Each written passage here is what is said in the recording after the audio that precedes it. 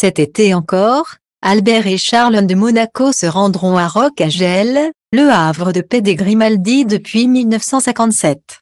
Dans cette ferme de 56 hectares perchée sur les hauteurs du pays, les membres de la famille princière ont toujours trouvé refuge. Située sur les hauteurs de la principauté, dans la commune de Peille, Roccagel a toujours été un bon compromis pour le couple formé par Albert II et Charles de Monaco, parfois soucieux de s'octroyer une pause ou tout simplement de s'éloigner de l'agitation du palais.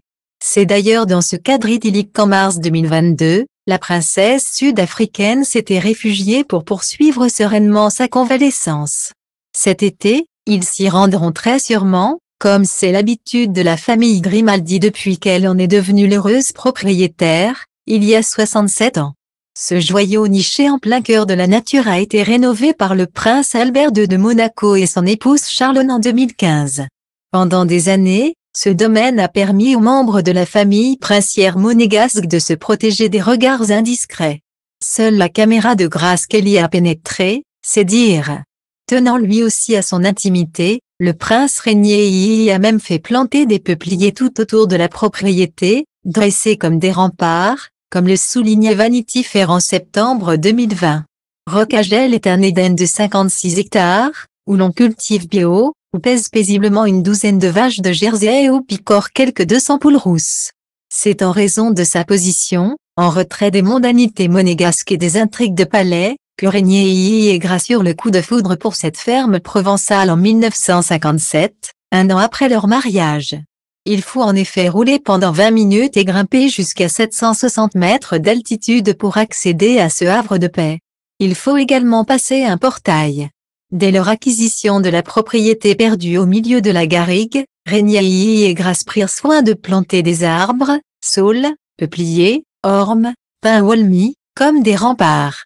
Mes parents cherchaient un endroit à la campagne, un endroit où s'échapper lorsque leurs obligations le leur permettraient, et où leurs enfants auraient la possibilité de grandir plus au calme. Plus libre, en somme, s'est souvenu Albert II d'un point de vue, en 2017. La princesse Stéphanie, réputée pour son cœur ardent, y a abrité 2 éléphants rescapés d'un cirque, Baby et Népal, en 2013. Les jumeaux Jacques et Gabriella y ont parfois été photographiés, de façon informelle, en plan serré. Mais les objectifs et les caméras ont toujours été tenus à distance de Roccagel. Seule Grace, sans doute nostalgique de ses années à Hollywood, y a immortalisé des moments de la famille princière sur pellicule.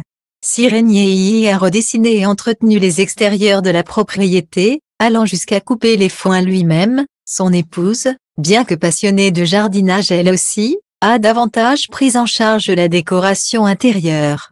Le style très American country de Roccagel a été modernisé en 2015, par nécessité d'abord, question de goût ensuite. Charlotte a apporté sa touche. À son tour, l'ex-nageuse sud-africaine, quelque peu submergée par les US monégasques, a considéré Roccagel comme un refuge, dès le début de son histoire avec Albert II. C'est de là-bas qu'elle a préparé son mariage, alors que le clan Woodstock s'était installé, en prévision de l'événement, à la Turbie, commune voisine. À Roccagel, Charlotte apparaît détendue.